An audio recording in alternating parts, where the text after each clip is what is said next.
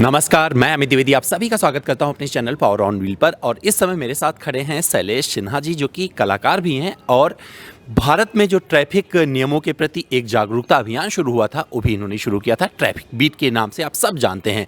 इनके पास है 2011 सीआरवी। तो मैं तुरंत मुद्दे पे आ गया और आपको बता दूं इसका कस्टमर रिव्यू लेके आ रहा हूं। इन्होंने अब तक इसे लगभग 1.25 लाख किलोमीटर के आसपास चलाया है। तो मैं इनसे बात करूंगा कि इस पर मेंटेनेंस कॉस्ट कितना आया, इनको माइलेज क्या मिल रहा है और इस गाड़ी को क्यों खरीदा था, सब कुछ जानेंगे। लेकिन इसके पहले स्वागत करें शैलेश सर, आपका स्वागत है हमारे चैनल पर। Thank you so much Amit ji. सबसे पहले अपने बारे में बताइए सर कुछ। अच्छा, मेरा नाम शैलेश सिन्हा है और मैं ट्रैफिक एक्सपर्ट हूँ, इंडिया का सीनियर मोस्ट ट्रैफिक एक्सपर्ट हूँ, रीजनल फिल्म स्टार हूँ और गाड़ियों का शौकीन हूँ। क्या बात। तो ये कलाकार हैं, मतलब हीरो हैं और अपने हीरो माफिक अंदाज में इस गाड़ी का कस्टमर रिव्यू देने वाले हैं। तो सर तैयार हो पूरी तरह से? एब्सोल्युटली, आप आए हैं, मैं तैयार हूँ। तो चलें। डेफिनेटली। सबसे पहले ये बता दीजिए कि इसको आपने खरीदा किस वजह से था, इसके बाद इस गाड़ी में बैठेंगे। देखिए, उस समय डेवलप हो रहा था एक कल्चर, आप हैच से सेडान की तरफ बढ़े, देन एक एसयूवी कल्चर डेवलप हुआ। इससे पहले मेरे पास सफारी थी, तो उसको मैंने यूज़ किया 2-2.5 साल। फिर मैंने बोला कि थोड़ा और अपग्रेड करते हैं अपने आप को। सो एक एक्सपीरियंस अच्छा था, रोड प्रेजेंस अच्छी होती है, एक जो बड़ी गाड़ी होती है उससे। तो दैट वाज रीज़न। और होंडा एक रिलायबल ब्रांड है, तो मैंने लिया। तो इतने सालों में क्या आप उस आइकॉन को फील कर पाए जिसकी वजह से ये सीआरवी जानी जाती थी?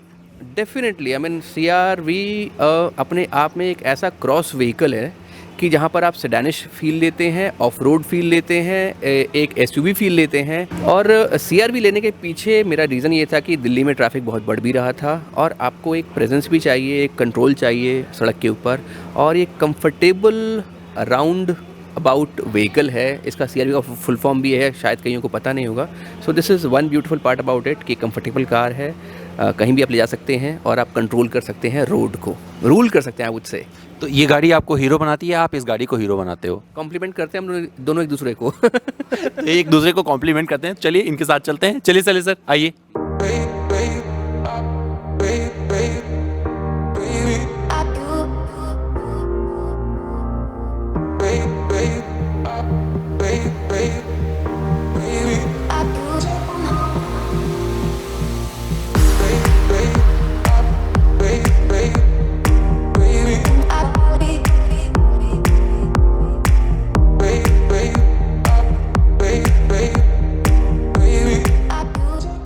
तो मैं शैलेश सर के साथ आ गया हूं उनकी इस सीआरवी में, जो कि 2011 मॉडल है। तो शैलेश सर, आपका जो होंडा के प्रति प्यार है, सबसे पहले उसके बारे में बताइए। वजह क्या है होंडा से इतने जुड़े रहने का? देखिए, शायद मैंने सबसे पहले यामाहा ली थी अपने कॉलेज डेज के दौरान।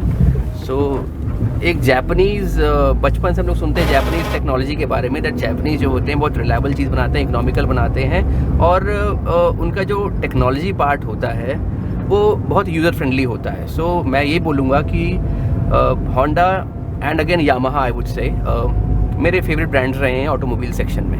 जी। तो आपने 2011 में ये जब लिया था तो कुछ कोई खास वजह थी और कितने में पड़ी थी ये भी बताइएगा।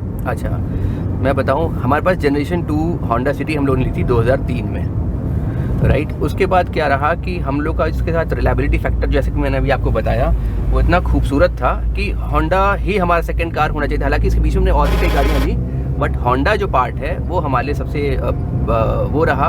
2009 में मैंने होंडा सिटी आईवी टेक ली, तो फिर एक और होंडा फैमिली हमारी बनी, मतलब होंडा कार हमारी फैमिली में आई।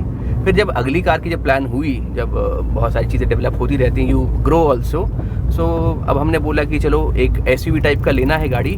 और उससे पहले मेरे पास टाटा सफारी थी। 2007 में मैंने टाटा सफारी ली थी, तो उस समय मेरे को एसयूवी का एक शौक चढ़ा था, राइट। सो उसको चलाया मैंने करीब 2-2.5 साल के आसपास, लगभग 80,000 चलाई।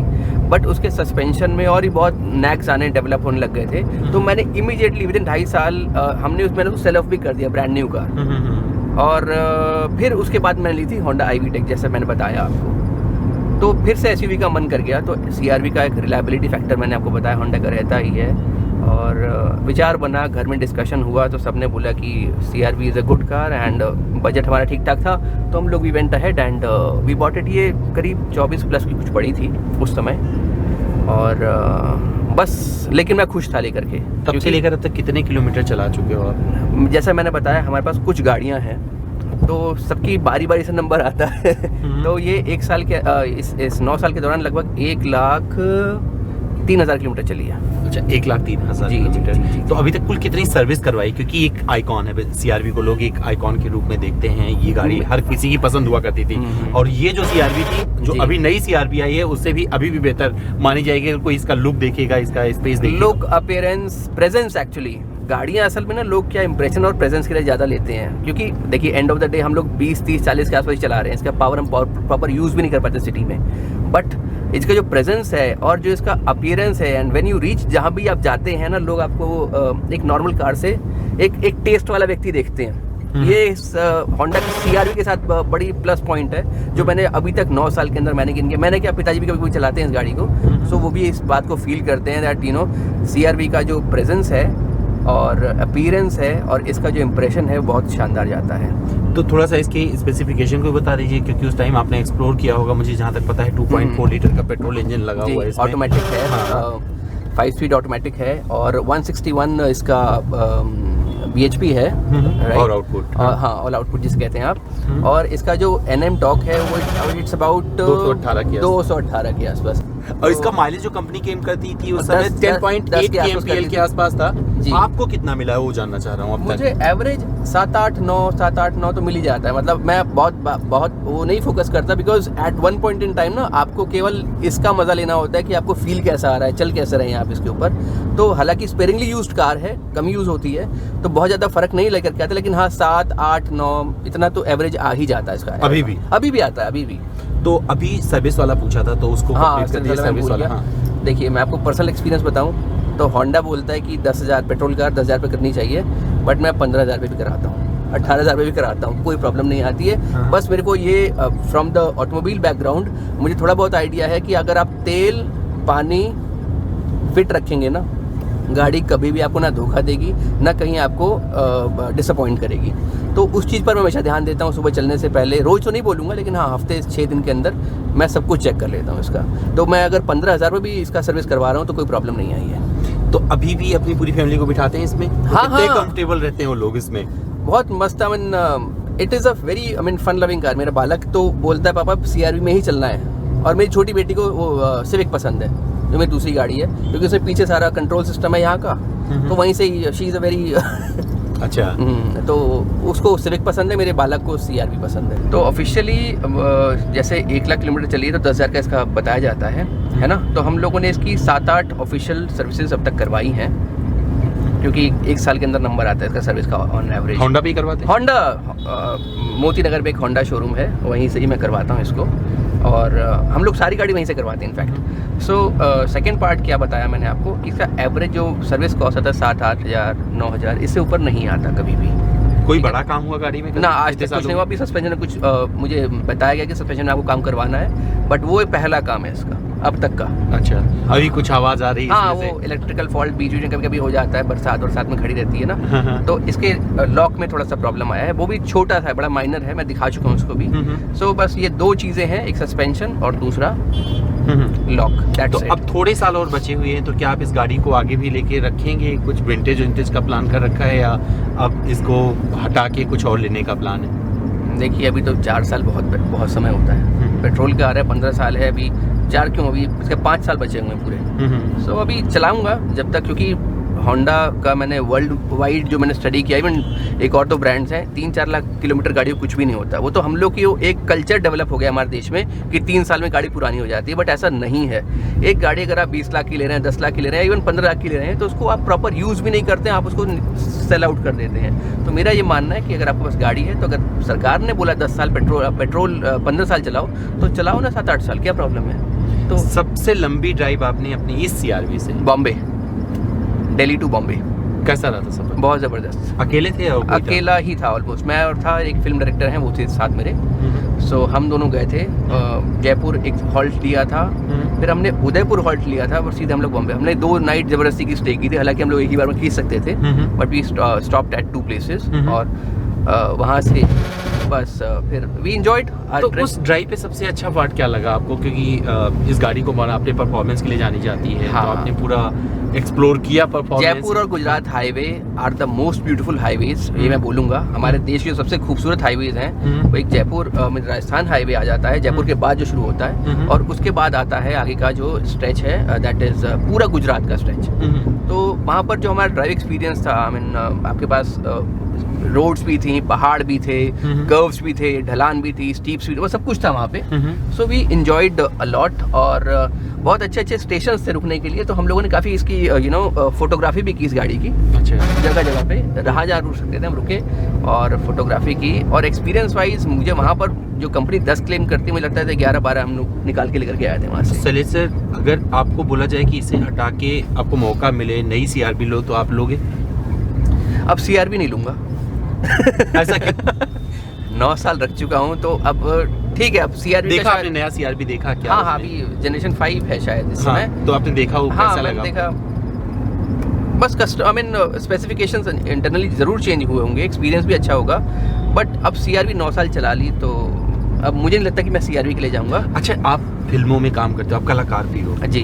तो कभी इस गाड़ी को फिल्मों में भी यूज करने का मौका मिला? नहीं, इस कार को मैंने कभी आपको लगा कि ये जो है आपका जो है वो क्रिएट करती है जो स्टेटस होता है ना फिल्म स्टार्स वाला? फिल्म स्टार, अरे अक्षय कुमार CRV चलाते हैं, अगर आपको आइडिया है तो। उनके पास भी सेम कलर की सेम CRV है। सो अपने आप में मैंने कल परसों सोनिया गांधी जी को देखा, उनके पास सेम CRV से उतर रही थी। शीला दीक्षित। अरे नितिन गडकरी सर, मैं उनसे जब पहली बार मिला था ट्रांसपोर्ट भवन में, तो इसी सिल्वर कलर की CRV से उतरे थे। तो मैंने उनको यही बात बोली, सर मैं भी इसी कार से आया हूँ। तो ये ट्रांसपोर्ट भवन की बात है, करीब 3 या 4 साल पहले की बात है। जैसे ही वो उतरे, I was waiting for him, और जैसे ही मैं उनसे मिला, मैंने बोला सर मैं भी इसी कार से आपसे मिलने आया हूँ। तो वो मुझे देख के हंसे मुस्कुराए, फिर हम लोग उनके ऑफिस में गए। तो आपको इतने टाइम में कोई शिकायत भी हुई इस गाड़ी से? कोई मेंटेनेंस? होंडा से मुझे कोई शिकायत आज तक नहीं हुई है। होंडा को मैं पर्सनली बताऊं, हमारी पूरी फैमिली मिला करके 4.5-5 नहीं 2.5 लाख एक हमारी वो है जनरेशन 2 सिटी जो चल चुकी है। IV टेक हमारी 1,02,000 चल चुकी है। ये 1,03,000 चल चुकी है। 2.5-4.5 वो हुए, और हमारी सिविक है वो भी 1 लाख से ऊपर चल चुकी है। तो हमारी फैमिली 5.5-6 लाख किलोमीटर तो होंडा चला चुकी है। अच्छा। और पंचर के अलावा शायद ही कोई समस्या आई होगी, तो वही पंचर कभी हुई होगी आई डोंट नो। तो चलो, होंडा वाले सुन रहे होंगे तो आपको कांटेक्ट करेंगे कि भैया इनको ब्रांड एम्बेसडर बना लो। इतना खुश तो साला होंडा वाले नहीं होंगे होंडा की अपनी गाड़ी चला के। गलत बोल रहा हूँ? आप कह सकते हैं। आई मीन मेरा एक्सपीरियंस ना होंडा से, मतलब you get very good feel. और बेस्ट पार्ट है ना कि आप गाड़ी जब लेके चलते हैं तो आपके मन में अंदर कहीं ना कहीं डर नहीं होना चाहिए कि मुझे धोखा तो नहीं देगी। तो इसने धोखा नहीं दिया आपको? इसने आज तक, तो इसने क्या, मेरे को किसी भी होंडा कार ने अभी तक धोखा नहीं दिया। ओके। तो इसके डिजाइन में सबसे अच्छा पार्ट आपको क्या लगता है? एरोडायनामिक, और मुझे ना एजेस बहुत पसंद है। हाँ। तो इसमें देखिए, अगर आप इसको फील देंगे तो उसमें कर्व्स भी हैं और साथ में एजेस भी हैं। तो एज क्या होता है, कार को मस्कुलर लुक देते हैं। तो जो मस्कुलर चैप्टर है ना इस कार का, वो मुझे बहुत पसंद है। वो IV टेक में भी आप देखेंगे एजेस का है, सिविक भी एजेस में आती है। केवल होंडा की ये वाली जनरेशन नहीं, जो भी आप मेरे पास होंडा सिटी जो जनरेशन 2 है उसमें भी एंगुलर लुक है, तो वो उसका है। फिर IV टेक जो हमारे पास है उसका भी एंगुलर लुक है। फिर सिविक के साथ भी एंगुलर लुक है। CRV में भी आपको कर्वेशियस भी मिलता है प्लस एंगल मिलता है। तो इससे ना बहुत ज़बरदस्त आपको एक रोबस्ट, मस्कुलर और क्लासी लुक मिलता है। तो इससे एक प्रेजेंस भी अच्छी आती है। तो मेरा शुरू से मानना है, जितने भी पावरफुल गाड़ियाँ होती हैं, जितनी भी पावरफुल देंगे, इवन अगर आप रोल्स रॉयस देखें वो एंगुलर लुक में रहती है। सो जितनी पावरफुल का मतलब you should have angle on the body of it. So तो अगर आप उस समय ये ना खरीद रहे होते, किसी और कंपनी की कोई गाड़ी आपके दिमाग में चल रहा था? नहीं, उस समय मुझे लगता है कि एंडेवर थी मार्केट में। तो सोचा भी नहीं आपने? नहीं सोचा भी नहीं मैंने, हम लोगों ने सोचा ही नहीं। तो आप ट्रैफिक नियमों का पाठ पढ़ाते हैं लोगों को। शुरुआत की थी आपने ट्रैफिक बीट वाला, जो अगर बात करें कि भैया लोग फोन करके बताते थे कि यहाँ पे ट्रैफिक है। ORJ से अभी भी खूब पॉपुलर हुआ पड़ा है। जी। तो आप अब क्या देखते हो कि जो लोग चल रहे हैं रोड पे, आपको लगता है कि लोगों में जागरूकता आई है या अभी सीखने की जरूरत है? अभी बहुत सीखने की जरूरत है। उसके पीछे रीजन बताता हूँ आपको कि देखिए, टेक्नोलॉजी आ गई है, फास्टेस्ट टेक्नोलॉजी ऑटोमोबाइल की आ चुकी है। बट हम लोग अभी साइकोलॉजिकली उतने प्रिपेयर्ड नहीं हुए हैं। ठीक है, हमें बस पता है रेस देना है, पंप करना है, गाड़ी भाग जाएगी। बट हमें ये नहीं पता कि रिएक्शन टाइम भी कुछ चाहिए हमको रुकने के लिए। अचानक अगर कुछ रुकता है, अगर स्पीड ब्रेकर भी आता है, उसमें ही गाड़ी आपकी डिविएट होती है, और आप हल्की सी आपकी गलती आपके पीछे वाले को भी रिएक्शन टाइम नहीं देती है। तो मेरा बस ये मानना है कि आप सेंसिबल चलें। आपको अगर एवरेज चाहिए तब भी आप 50 से 60 के बीच में चल सकते हैं, और हमेशा अपनी अगली वाली गाड़ी से कम 15-20 गाड़ी का डिफरेंस लेके चलें, क्योंकि अगर अचानक वो ब्रेक मारता है तो आपके पास एटलीस्ट रिएक्शन टाइम हो। बस मेरा एक पॉइंट सबसे ज़्यादा रहता है कि आप एक लेन में चलें और रिएक्शन टाइम लेके चलें। कभी भी ना एक्सीडेंट करेंगे ना आप एक्सीडेंट के पार्ट बनेंगे। क्या बात है जी। सो ये मेरा बस एक बहुत सिंपल सी फिलॉसफी है सेफ ड्राइविंग को लेकर के। बहुत बढ़िया।